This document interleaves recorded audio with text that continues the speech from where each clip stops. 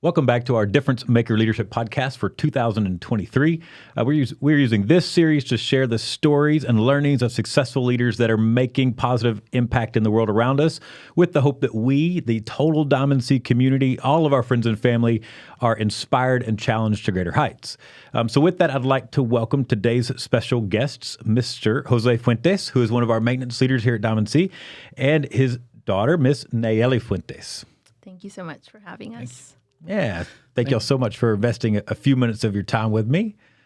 So you guys are just such special guests to me because, similar to you, Mr. Fuentes, I have a handful of kids at home. And what my wife and I realize, what we're seeing more and more clearly all the time, is perhaps that the most important way that we can make a difference in this world is through investing in our kids, doing a good job to raise a happy, healthy family, happy, healthy kids, despite the crazy world that we live in, right? Which you, Mr. Fuentes, along with your lovely wife, have done, are doing, I guess, with your younger ones at home still. I have so much respect for you and your family and the way you've served and loved and invested in them for the last 20 years plus. And that's just where I'd like to jump in today, if you don't mind, is just for you to give me just a quick few-minute rundown on your story. Bring us up to speed, brief history of your journey in your life. Yes, absolutely. Thank you, Jeffrey, for those words. Well, every day is thinking about them, looking at their needs, and learning with them day by day. Yeah. And try to have a good communication with them. Right. And it's not easy. Right. This new generation is a little complicated. But yeah, I'm from Mexico City. And that's where you were born, raised in Mexico yes, City? Okay. Yes. And big city. Yeah. And when I was 16 years old, I made one of my most difficult decisions on my life to look for new opportunities, for help my parents. Right. You know? And in where I come from, they don't have many opportunities for us. So yes, I'm come here in Mount Pleasant in 1990. Okay.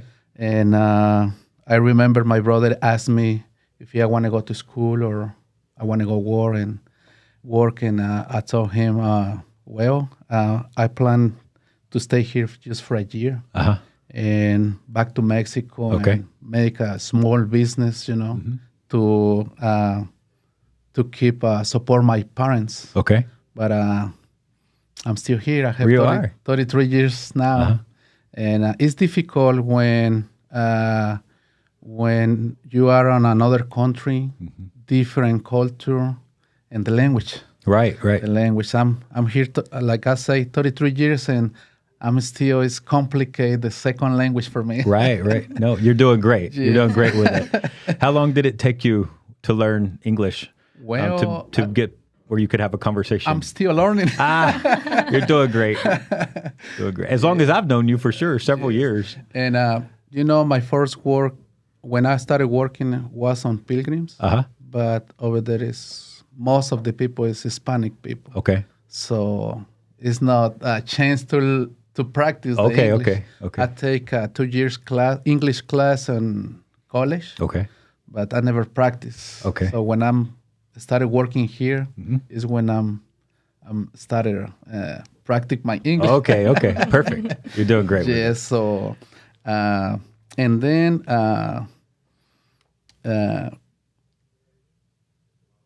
my wife and me we decided to have what I can say, the adventure. Adventure. With her and with my kids, and like you say, I have big family, 3 daughters, 3 boys. What are the ages? Well, my old daughter is 27 years old. 27. And the little one is my boy is 8 years old. Wow.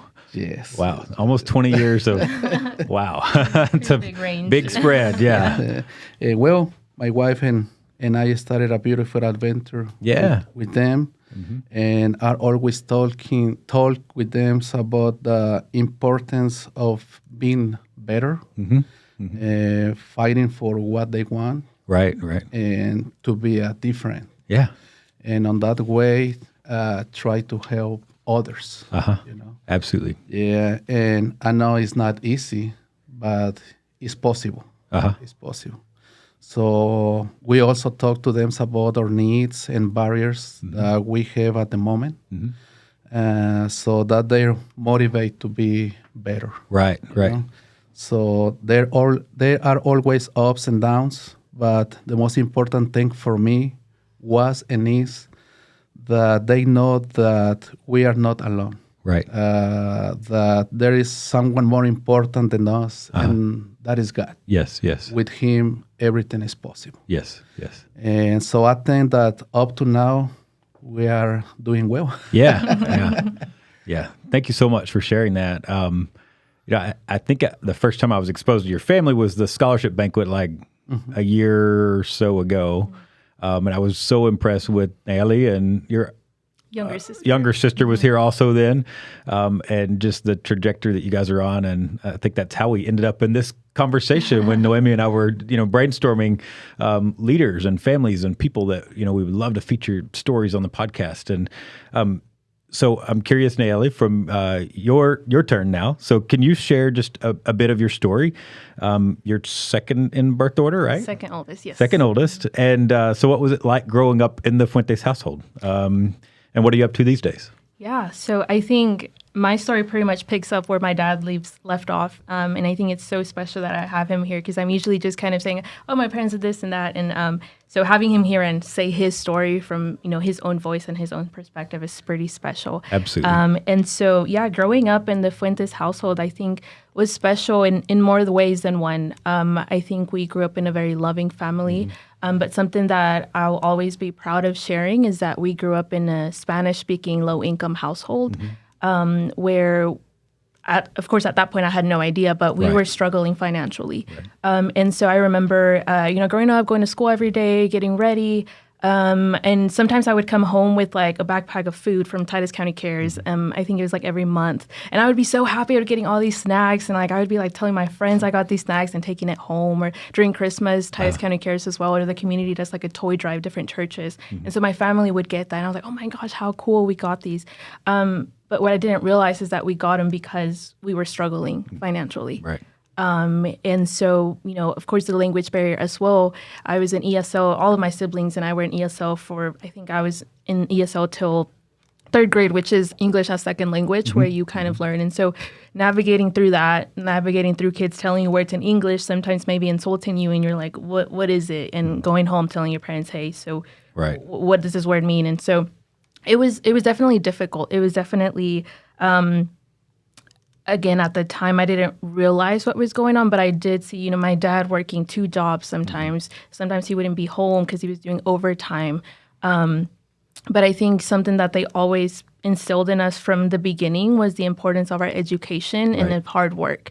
And kind of letting us know that if we wanted to ticket out, education was one avenue that we could take. And so thanks to them and thanks to all their, my dad's hard work, the community for helping us with, not struggling with hunger, at least not going through hunger or things like that. I was able to make it through high school. I graduated in 2016 from here. I went to Commerce, got my undergrad, and now I'm at Texas Tech Medical School. I'm finishing up my 3rd year. I'll start my 4th year at the end of this month. I'll graduate next year and then on to residency. So Pretty exciting. Yeah, that's awesome. That's awesome.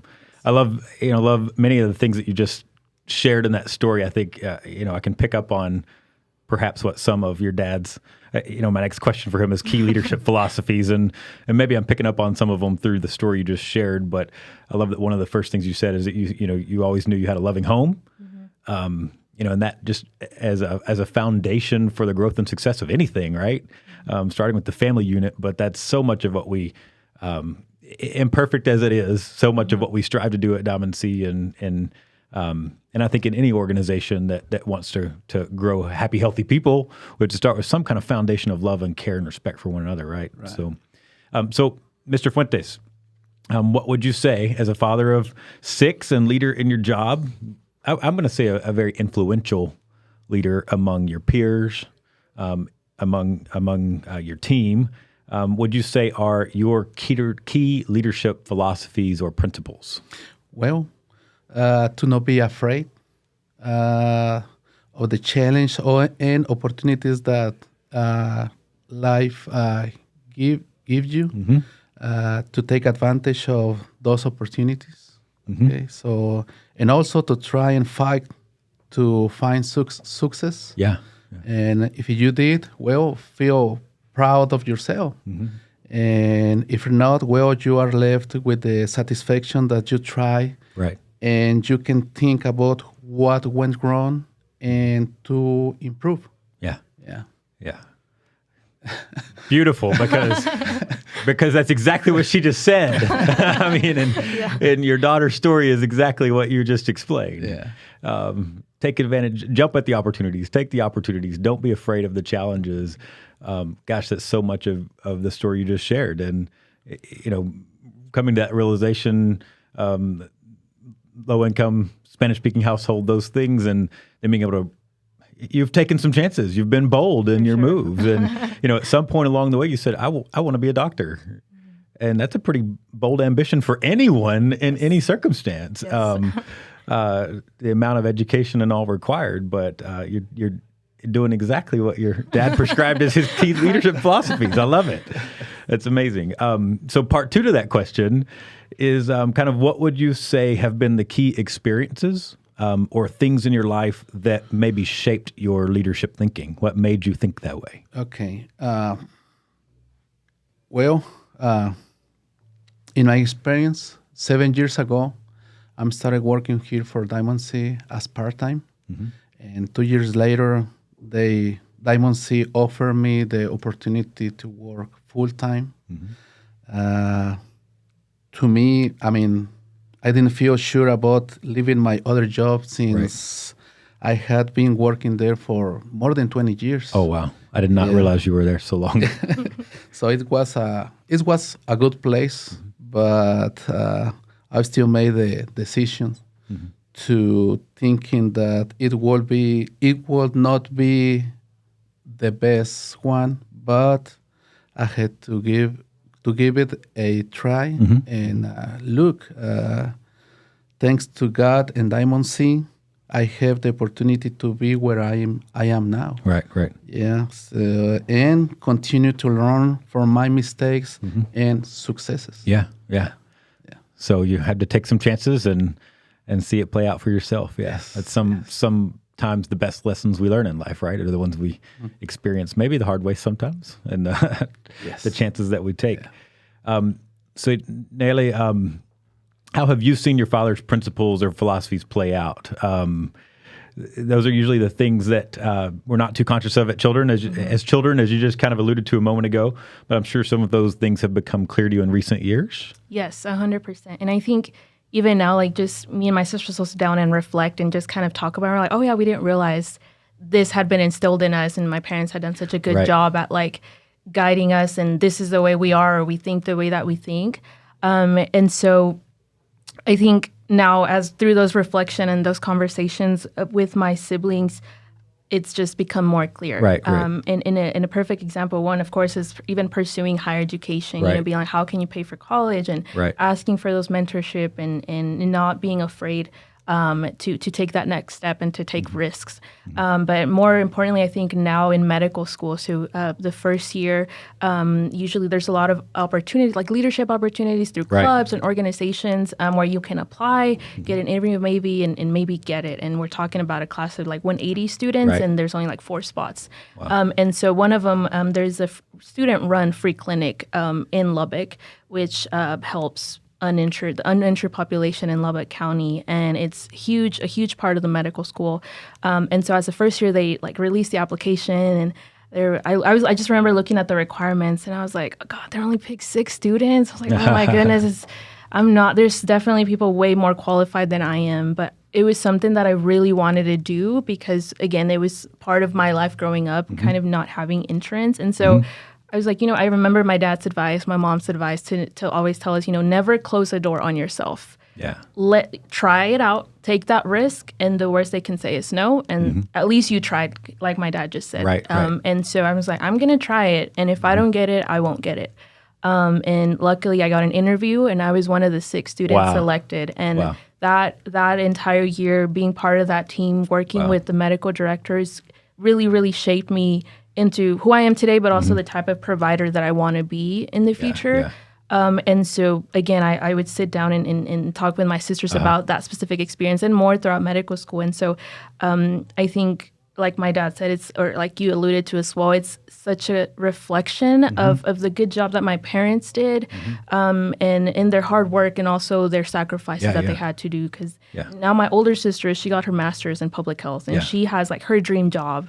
My younger sister just got her bachelor's of science in nursing and she's about to start working. And so it's just so, to us, we always say that our achievements are a reflection of their sacrifices and all the principles that they instilled in us from a young age.